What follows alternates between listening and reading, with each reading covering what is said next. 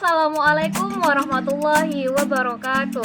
Halo sobat, yeay, bertemu lagi bersama saya Nur Hasmiranti dengan nomor induk mahasiswa 2005114246, mahasiswa Fakultas Keguruan dan Ilmu Pendidikan, Program Studi Pendidikan Guru Sekolah Dasar Universitas Riau. Adapun video kali ini untuk memenuhi nilai ujian akhir semester dengan mata kuliah Konsep Dasar IPA dan Biologi, dosen pengampu Bapak Mahmud Alpusari MPD. Di video saya kali ini, saya akan membahas tentang ketergantungan antar makhluk hidup, simbiosis parasitisme, benalu, dan pohon kelapa. Di video ini tidak hanya itu sobat, ada 5 poin penting yang akan saya jelaskan. Yang pertama ada komponen lingkungan, yang kedua ada saling ketergantungan antara komponen lingkungan, yang ketiga ada pola interaksi organisme, yang keempat ada klasifikasi benalu dan pohon kelapa, dan yang kelima ada penyebaran benalu. Nah, jika sobat semua penasaran bagaimana penjelasan mengenai materi-materi tersebut, sobat semua harus nonton dari awal hingga akhir. Serta jangan lupa like, comment, dan subscribe channel ini. Serta aktifkan notifikasi loncengnya agar sobat semua terus mendapatkan video-video bermanfaat lainnya. Kita tahu kan sobat bahwa ketergantungan antara makhluk hidup itu berkaitan dengan simbiosis. Nah, namun sebelum itu saya akan menjelaskan tentang 5 poin penting tadi. Nah, kita masuk ke poin pertama, yaitu komponen lingkungan. Dalam pembentukan ekosistem terdapat 2 komponen. Sobat semua pasti tahu kan apa 2 komponen tadi? Iya, benar. Komponen biotik dan komponen abiotik. Nah, kita masuki komponen yang pertama, yaitu komponen biotik. Komponen biotik merupakan semua makhluk hidup yang ada di dalam lingkungan, seperti manusia, hewan, dan tumbuhan. Komponen yang kedua, yaitu komponen abiotik. Komponen abiotik merupakan benda tidak hidup yang ada di alam lingkungan. Keberadaan komponen tersebut sangat mempengaruhi jenis makhluk hidup yang menempati suatu lingkungan. Beberapa komponen abiotik antara lain adanya cahaya matahari. Ini adalah sumber utama energi untuk semua makhluk di bumi. Dan yang kedua ada udara. Dalam udara ada berbagai jenis gas seperti oksigen, hidrogen, karbon dioksida, dan nitrogen. Yang ketiga ada air. Semua makhluk hidup di bumi membutuhkan air untuk bertahan hidup, bukan? Dan yang keempat ada tanah, yang dimana tanah merupakan media tumbuhan makhluk hidup sebagai sumber nutrisi serta tempat berlindung terhadap suhu yang tinggi. Kita masuki poin penting yang kedua, yaitu saling ketergantungan antara komponen lingkungan, komponen abiotik dan komponen biotik. Yang pertama, komponen biotik, makhluk hidup. Makhluk hidup pada komponen tersebut memiliki kedudukan dan peran masing-masing dalam lingkungan. Mereka juga dapat mempengaruhi komponen abiotik lainnya. Dalam komponen biotik dibedakan menjadi 3 peranan sobat. Yang pertama ada produsen, yang kedua ada konsumen, dan yang ketiga ada penguraian. Produsen merupakan makhluk hidup yang dapat menghasilkan zat makanan yang diperlukan makhluk hidup lainnya. Tugas tersebut diperankan oleh makhluk hidup yang mempunyai klorofil, zat hijau daun, yaitu tumbuhan hijau.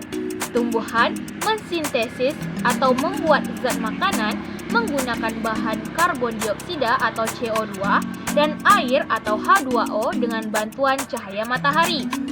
Nah, yang kedua ada konsumen. Konsumen merupakan makhluk hidup yang tidak dapat membuat makanan sendiri, atau organisme heterotrof. Konsumen akan bergantung pada makhluk lain untuk makanannya. Yang ketiga ada penguraian. Penguraian ini bertugas membusukkan dan menguraikan hewan dan tumbuhan yang telah mati. Makhluk hidup yang berperan sebagai pengurai antara lain cacing, bakteri, dan jamur. Proses penguraian sangat penting untuk menjaga stabilitas ekosistem dengan mengurai zat-zat sisa menjadi unsur hara yang akan diserap oleh tanah. Yang kedua, komponen abiotik. Lingkungan abiotik bermanfaat dan berpengaruh dalam kehidupan manusia serta makhluk hidup lainnya. Contoh lingkungan abiotik yang pertama ada air. Air merupakan sumber kehidupan. Air sangat dibutuhkan makhluk hidup untuk melangsungkan kehidupan. Air digunakan manusia dan makhluk hidup lainnya untuk berbagai keperluan. Air digunakan manusia untuk minum, mandi, dan mencuci. Bagi hewan, air juga digunakan untuk memenuhi kebutuhan air minum. Bagi tumbuhan, berperan untuk melakukan unsur-unsur hara yang diserap oleh akar. Yang ketiga, tanah. Tanah merupakan bagian dari lapisan atas permukaan bumi. Tanah terbentuk dari proses pelapukan batuan. Tanah dalam kehidupan berfungsi sebagai tempat tinggal dan menyediakan beragam bahan tambang yang dibutuhkan manusia. Yang keempat, ada udara. Udara, kehidupan di permukaan bumi dapat berjalan dengan baik, salah satunya karena udara. Udara menyelimuti permukaan bumi. Lapisan udara yang menyelimuti permukaan bumi disebut atmosfer. Yang kelima, ada sinar matahari. Matahari merupakan pusat dari tata surya. Matahari termasuk bintang terdekat dengan bumi. Oleh karena itu, pancaran sinar matahari dapat sampai ke permukaan bumi. Sinar matahari berperan bagi kehidupan di permukaan bumi. Bagi tumbuhan, sinar matahari berperan untuk membantu proses fotosintesis. Nah, bagi manusia, sinar matahari dalam kehidupan sehari-hari dimanfaatkan untuk mengeringkan jemuran dan membantu proses pembuatan garam. Kita masuki poin yang ketiga, yakni pola interaksi organisme. Sobat semua tahu nggak apa itu organisme?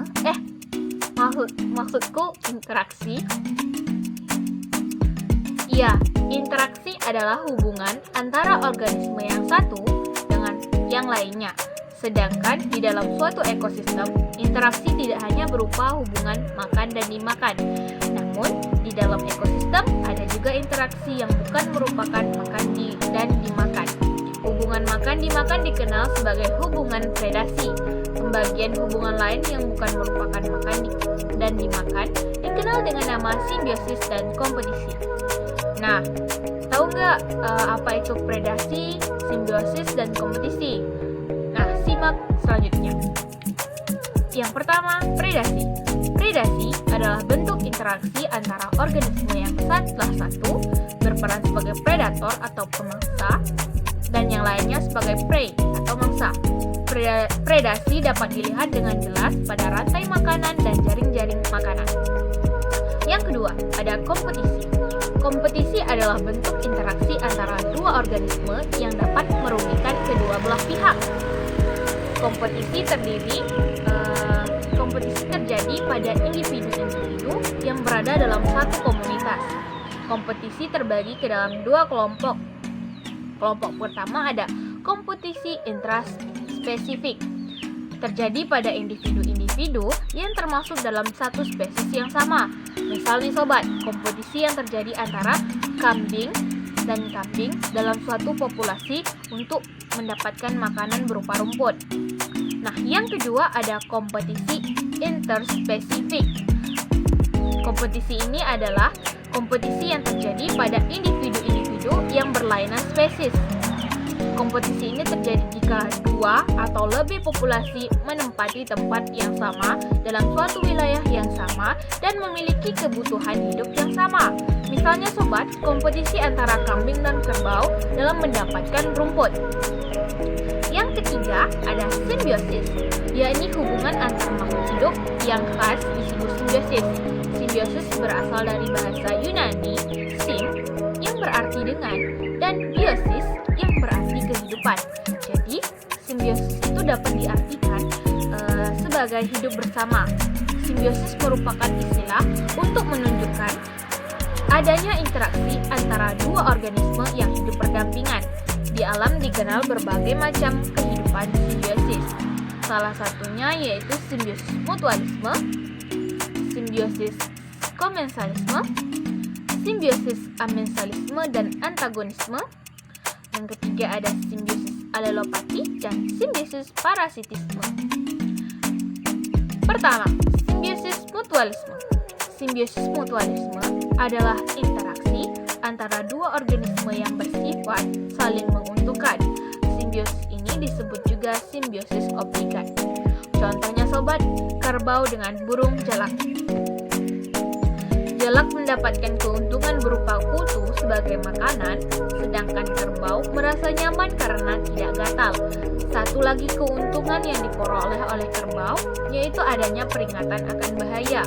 Burung jalak akan segera terbang jika mengetahui adanya ancaman. Contoh lain ada buaya dengan burung clover. Burung clover membersihkan kotoran dan sisa makanan di mulut buaya, sementara burung clover mendapatkan makanan. Simbiosis yang kedua yaitu simbiosis komensalisme. Simbiosis komensalisme adalah interaksi antara dua organisme yang menguntungkan salah satu pihak tetapi tidak merugikan pihak lainnya. Contohnya tumbuhan paku yang menempel pada pohon kelapa. Tumbuhan paku dapat keuntungan, yakni dapat tempat hidup sehingga bisa mendapat sinar matahari, sedangkan pohon kelapa yang ditumpanginya tidak dirugikan dan juga tidak mendapat untung. Yang ketiga yaitu simbiosis amensalisme dan antagonisme. Simbiosis amensalisme dan antagonisme adalah interaksi antara dua organisme yang merugikan salah satu pihak, sedangkan pihak lain tidak terpengaruh atau bisa juga diuntungkan.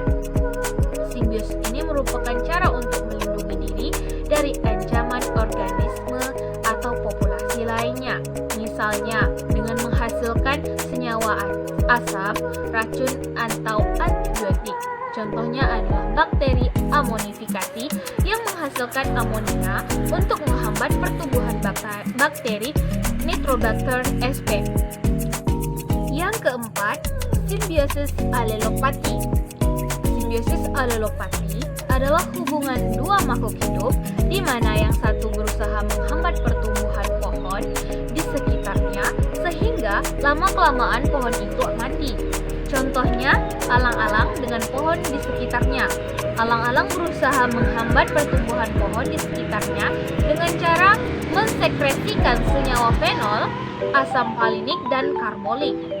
Dan yang kelima ada simbiosis parasitisme. Nah, kita sudah sampai di simbiosis parasitisme. Simbiosis parasitisme ini adalah interaksi antara dua organisme yang memberikan keuntungan salah satu pihak dan merugikan pihak lainnya. Pihak yang diuntungkan disebut parasit, sedangkan pihak yang dirugikan disebut inang atau hospes. Contohnya adalah interaksi antara pohon kelapa dengan benalu.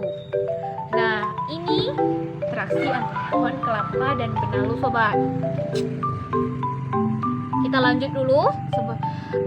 Interaksi yang keenam tambahan nih sobat, yaitu simbiosis netralisme. Simbiosis atau interaksi jenis ini adalah netral. Artinya, beberapa spesies di alam hanyalah berbagi tempat yang sama, tidak saling memangsa, tidak saling merugikan, dan juga tidak saling menguntungkan. Sebuah penelitian, yaitu laman Science Exercises, mencatat bahwa simbiosis netralisme adalah salah satu jenis interaksi antara spesies yang paling sering terjadi di alam liar.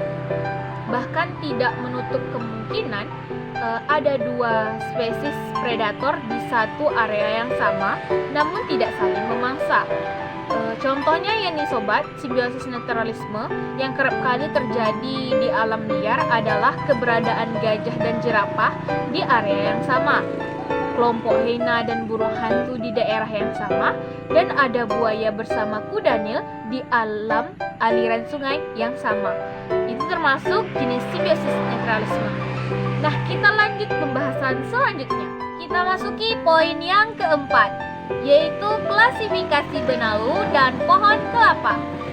Benalu dalam bahasa Latinnya adalah Loranthus, di mana taksonominya yaitu kingdomnya adalah Plantae, divisinya Thracopita, subdivisinya Spermatophyta, ordonya Santalales, familinya Loranthaceae, tribusnya Lorantheae, subtribusnya Lorantinae, genusnya Loranthus, dan tipe taksonominya adalah Loranthus americanus. Yang kedua yaitu klasifikasi pohon kelapa. Bahasa Latin pohon kelapa adalah Elais. Kerajaannya Plantae, divisinya Magnoliophyta, kelasnya Liliopsida, ordonya Arecales, familinya Arecaceae, genusnya Elais Cek. Nah, pasti sobat semua penasaran nih, Kak, bagaimana sih bentuk pohon kelapa dan benalu dalam satu tumbuhan gitu kan? Ya, ini bentuk pohon kelapa dengan dalam satu benalu. Coba lihat. Nah, di sini ini benalunya, bentuk benalu, dan ini pohon kelapanya. Ya, pohon kelapa dan benalunya itu dalam satu inang. Ya, seperti ini bentukannya. Nah, dapat sobat lihat, ini benalu yang di dalam satu pohon kelapa, melekat benalunya di bawah dan pohon kelapanya ini.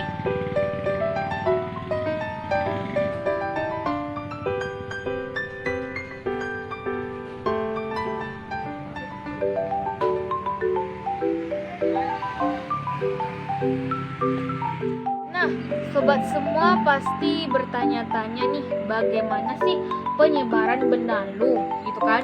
Nah, tadi sudah kita ketahui dan kita bahas bukan bahwa benalu dan pohon kelapa ini termasuk ke dalam simbiosis parasitisme, di mana simbiosis parasitisme ini adalah interaksi antara dua organisme yang memberikan keuntungan salah satu pihak dan merugikan pihak lainnya. Pihak yang diuntungkannya disebut parasit dan pihak yang dirugikan disebut inang atau hospes. Contohnya adalah interaksi antara pohon kelapa tadi dengan benalu, yaitu Loranthus dengan Elais. Nah, di mana benalu atau Loranthus mendapat keuntungan karena mendapat makanan dari pohon kelapa Elais, sedangkan pohon kelapa atau Elais dirugikan karena makanan yang disimpannya dimakan oleh benalu. Nah, di mana benalu menyerap dari pohon inangnya kelapa, yaitu Elais, sehingga merugikan inangnya. Jika dibiarkan, benalu dapat bertambah banyak dan dapat menyebabkan tumbuhan inangnya kurus dan pada akhirnya kering dan tumbuhan inangnya mati. Penyebaran tumbuhan ini terjadi dibantu oleh burung. Apabila burung makan buah dan bijinya, lalu mengekskresikannya pada dahan pohon, bijinya yang lengket akan menempel pada dahan pohon, selanjutnya akan berkecambah dan benalu muda mulai tumbuh. Nah, perlu sobat ketahui, mungkin sobat bertanya-tanya bahwa benalu ini kan hidup, dia menumpang dengan tumbuhan lain, makan dan minum dari tumbuhan lain, mengambil intisari dari tumbuhan lain. Nah, ternyata sobat, benalu ini mempunyai segudang manfaat, di antaranya yaitu meredakan pusing. Manfaat pertama yang dapat dari benalu adalah meredakan pusing. Benalu dapat dijadikan sebagai obat alternatif untuk meredakan pusing. Dengan mengonsumsi benalu saat sedang pusing secara teratur, maka pusing akan reda. Manfaat kedua yaitu mengobati radang sendi. Benalu mengandung flavonoid yang bermanfaat untuk tubuh, terutama untuk mengobati radang sendi. Suatu penelitian pernah membuktikan bahwa benalu dapat mengobati radang sendi. Kamu dapat mengonsumsinya benalu secara rutin untuk mengobati radang sendi. Yang ketiga yaitu membantu mengobati epilepsi. Benalu dipercaya dapat mengobati penyakit epilepsi karena kandungannya. Bangsa Eropa pada abad ke-16 sering menggunakannya sebagai obat alami yang berguna untuk mengobati epilepsi. Konsumsi benalu secara rutin dapat membantu penderita epilepsi untuk mengontrol tubuhnya sendiri. Yang keempat yaitu membantu mengobati kanker. Benalu dapat dijadikan sebagai obat alami karena kandungan flavonoid yang dapat membantu untuk mengobati kanker. Sebuah penelitian di Eropa telah meneliti kandungan benalu yang dapat digunakan sebagai obat untuk menyembuhkan kanker. Nah sobat, sekian materi untuk pertemuan kali ini mengenai ketergantungan antar makhluk hidup, simbiosis parasitisme, benalu, dan pohon kelapa. Saya Nur Haspiranti, mohon pamit undur diri. Wassalamualaikum warahmatullahi wabarakatuh.